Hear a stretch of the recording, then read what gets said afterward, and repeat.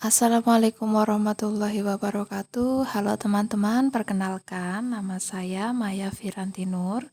Nomor induk mahasiswa 0487828175.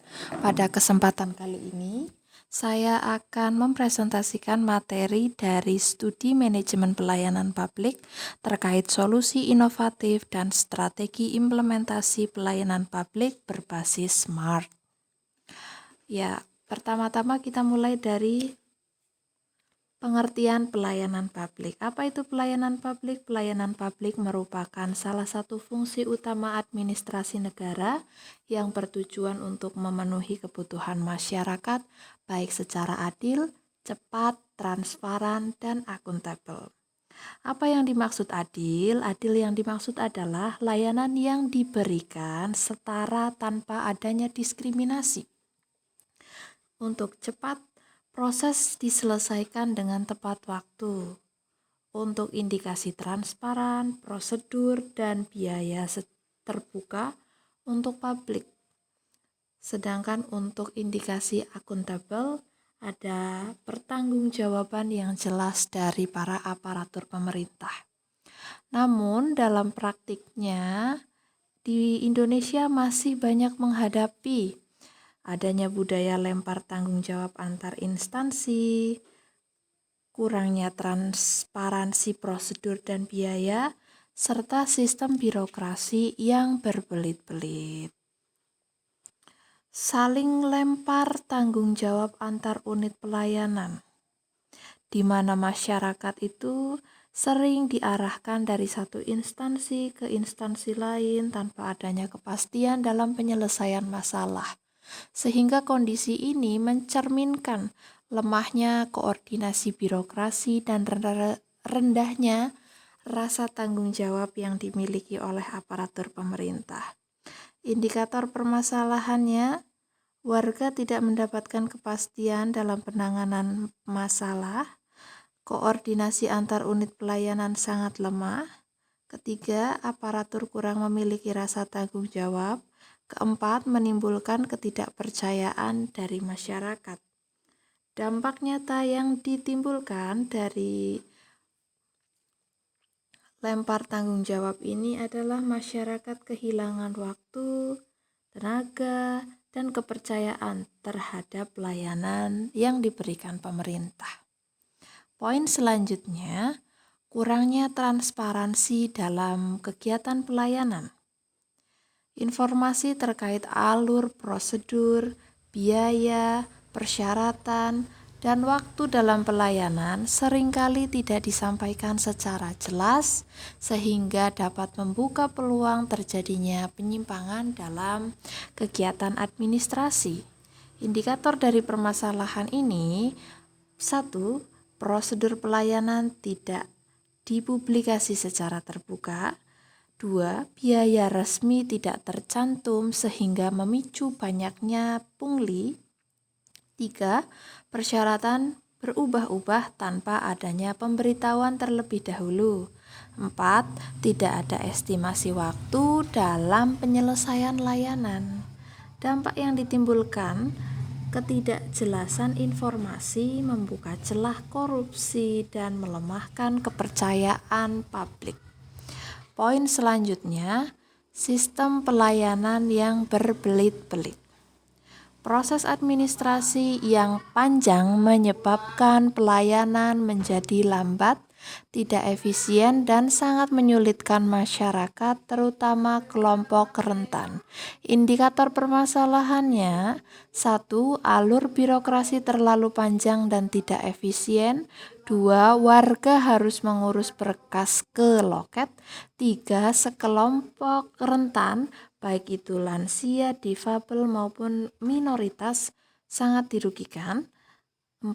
Waktu pelayanan jauh melebihi standar yang seharusnya. Dampaknya, produktivitas masyarakat terganggu dan pelayanan kehilangan esensi dari kemudahan birokrasi. Poin selanjutnya ada rendahnya orientasi pelayanan aparatur. Sebagai aparatur pemerintah, masih memiliki pola pikir untuk selalu dilayani, bukan melayani, sehingga dapat mempengaruhi kualitas interaksi dan pelayanan kepada masyarakat. Indikator dari rendahnya orientasi pelayanan aparatur adalah 1. Aparatur bersikap pasif dan memberikan pelayanan. 2. Orientasi lebih pada kepentingan diri sendiri. 3. Minimnya empati dalam melayani masyarakat. 4. Tidak ada dorongan untuk berinovasi dalam layanan. Dampaknya, masyarakat merasa tidak dihargai dan kualitas layanan terus menurun. Selanjutnya ada solusi inovatif. Solusi yang saya pilih kali ini adalah Smart Public Service. Konsep pelayanan publik terpadu berbasis digital, transparansi, dan tanggung jawab kolektif aparatur negara. S. Simple, di mana pelayanan sederhana dan mudah dipahami oleh seluruh lapisan masyarakat. M. Modern, memanfaatkan teknologi digital dalam setiap tahap pelayanan. A. Accountable, memiliki kejelasan tanggung jawab pada setiap profesi layanan. R. Responsive, cepat tanggap terhadap kebutuhan dan keluhan masyarakat. T. Transparan, terbuka dalam proses biaya dan informasi layanan. Poin selanjutnya, bentuk solusi inovatif, sistem pelayanan satu pintu yang terintegrasi, di mana semua proses pelayanan dilakukan melalui satu pusat layanan sehingga masyarakat tidak perlu berpindah-pindah antar instansi. Cara mengimplementasikannya dengan membentuk pusat pelayanan terpadu, menentukan petugas penanggung jawab utama, meningkatkan data antar bagian secara digital untuk dampak positif yang bisa dirasakan masyarakat, dapat mengurangi budaya lempar tanggung jawab, mempercepat proses pelayanan, dapat meningkatkan kapasitas layanan.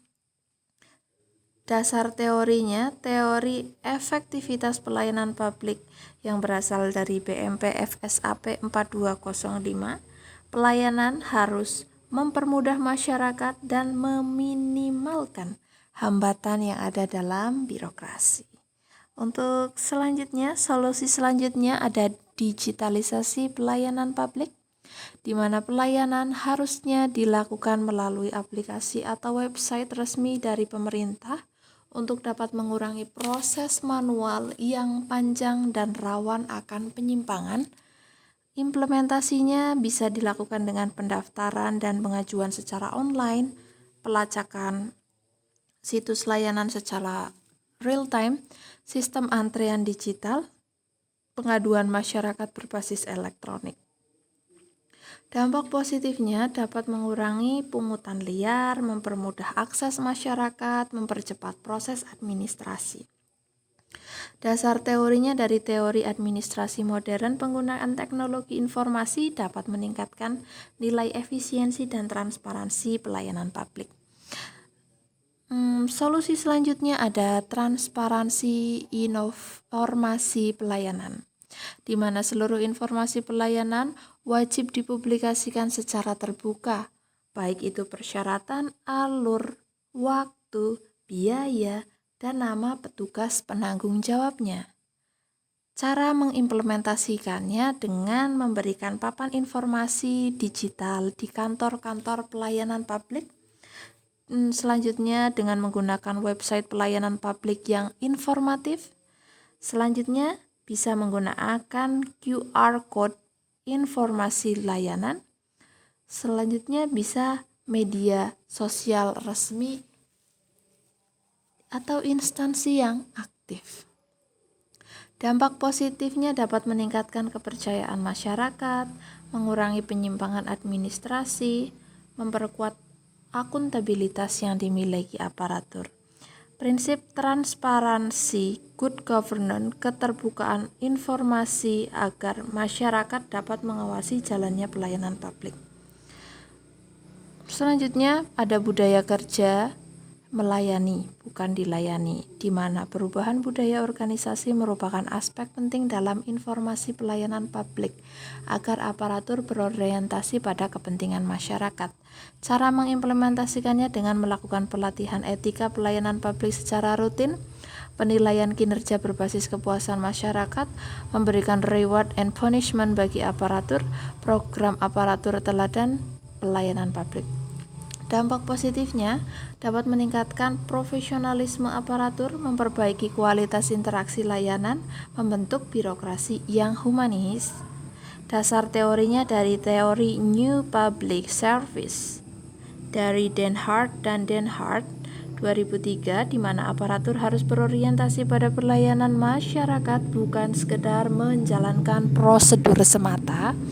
Strategi kelembagaan, di mana pemerintah perlu memperkuat koordinasi antar unit pelayanan agar tidak terjadi tumpang tindih kewenangan dan tanggung jawab.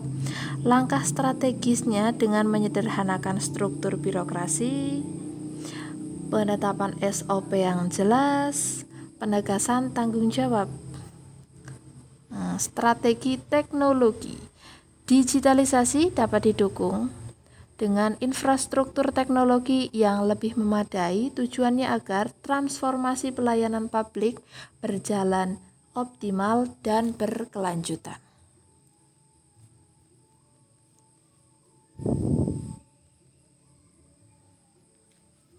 Langkah strategi yang bisa diambil, yang pertama dengan menyediakan server dan keamanan data. Selanjutnya, pelatihan teknologi untuk para aparatur pemerintah.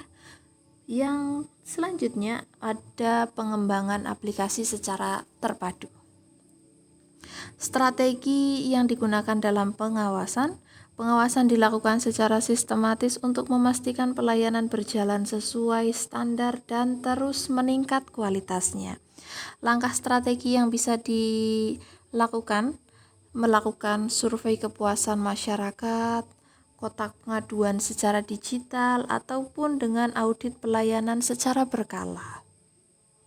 Strategi selanjutnya ada strategi partisipasi dari masyarakat, di mana masyarakat juga perlu turut dilibatkan secara aktif dalam kegiatan evaluasi pelayanan publik, sehingga sebagian mitra strategis pemerintah dalam reformasi birokrasi. Langkah yang bisa diambil seperti melakukan forum konsultasi publik, melakukan penilaian layanan yang berbasis aplikasi. Yang terakhir, bisa juga dengan musyawarah dalam pelayanan masyarakat. Kesimpulan dari uraian yang di atas, dengan tujuan untuk menuju pelayanan publik yang lebih humanis dan informatif. Satu, yang bisa dilakukan ada pelayanan publik yang baik adalah hak dasar dari seluruh warga negara. Selanjutnya, kedua, permasalahan seperti birokrasi yang berbelit dan minimnya transparansi harus diatasi sistematis. C. Smart Public Service menjadi kerangka inovatif yang komprehensif dan terukur. D. Inovasi satu pintu, digitalisasi dan transparansi mendorong reformasi yang lebih nyata. Yang terakhir, strategi kelembagaan, teknologi pengawasan, dan partisipasi warga adalah kunci dari keberhasilan. Sekian presentasi saya. Wassalamualaikum warahmatullahi wabarakatuh.